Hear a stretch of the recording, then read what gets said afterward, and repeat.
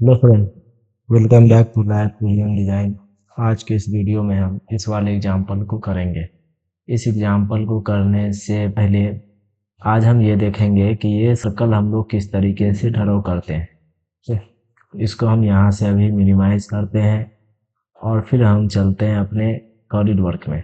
यहाँ से यदि हम इसको सर्कल को सेलेक्ट करते हैं तो ये यहाँ से अभी हमसे इसका सेंटर पॉइंट पूछ रहा है। यहाँ से हम सेंटर पॉइंट देते हैं और यहाँ पे अभी हम क्लिक करते हैं।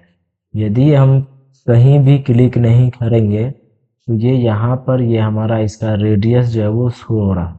यदि हम इसके रेडियस को हम कर देते हैं 50, ये हमारा इस सर्कल का रेडियस जो है वो 50 हो जाएगा। और यदि हम यहाँ से इसमें स्मार्ट डायमेंशन लेते हैं और फिर यहाँ पे क्लिक करके हम यहाँ पे क्लिक करते हैं, ये हमारा इसका अब ये रेडियस नहीं बल्कि ये हमारा डायमीटर जो है वो उस ऑब्जेक्ट का लेता है। फिर उसके बाद आता है कि यदि मान लो इसको हम यहाँ से हम फिनिश से कर देते हैं तो ये जो स्केच जो है ये हमारा फुल्ली डिफाइन हो जाएगा।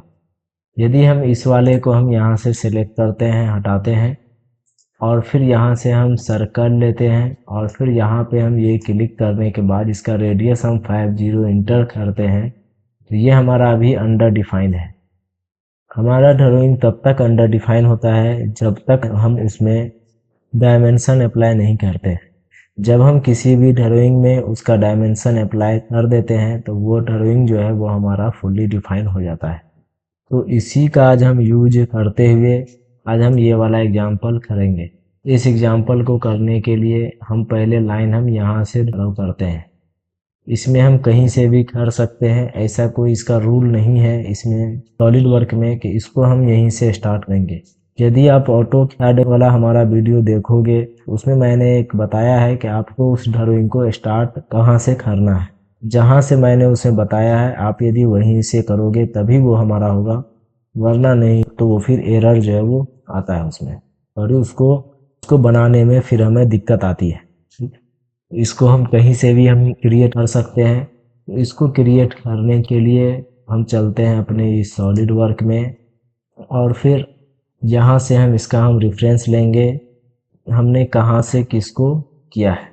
यहाँ से हम लाइन लेते हैं और फिर यहाँ से इधर हम कर लेते हैं ये, देन फिर यहाँ से ये, फिर यहाँ से ये और फिर यहाँ से ये, फिर यहाँ से ये, फिर उसके बाद यहाँ से ये और फिर यहाँ से ये। अभी मैंने एक ये रेंडमली स्केच बनाया और फिर उसको उस शेप का स्केच बना के क्लोज कर दिया। अभी हम यहाँ पे आते हैं, इसका डायमेंशन हम डाल देते हैं 3 इंटर और फिर इसका हम यहाँ से डाल देते हैं 2.5 इंटर और फिर इसका भी हम यहाँ से डाल देते हैं 2.5 इंटर, सॉरी ये होगा 2.5 इंटर और फिर यहाँ से हम इसका हम डायमेंशन डाल देते हैं। यदि हम इसको 8 में से 2.5 को हम माइनस करेंगे ये हमारा आएगा 5.5। फिर उसके बाद हम यहाँ से इसको सेलेक्ट करते हैं, ये हमारा 6.5। अभी देखोगे तो ये हमारा ड्राइंग जो है वो बिगड़ गया है तो इसको हम यहाँ से खींच के पहले इधर कर लेते हैं। ठीक है, फिर उसके बाद यहाँ से हम स्मार्ट डायमेंशन लेते हैं और फिर इसका हम डायमेंशन डाल देते हैं यहाँ से 6.5। ये देखोगे तो ये हमारा बाहर का स्केच जो है वो कंप्लीट है। अब हमें इसके बीच में वो सर्कल ड्रॉ करना है तो अब हम इसको करते हैं।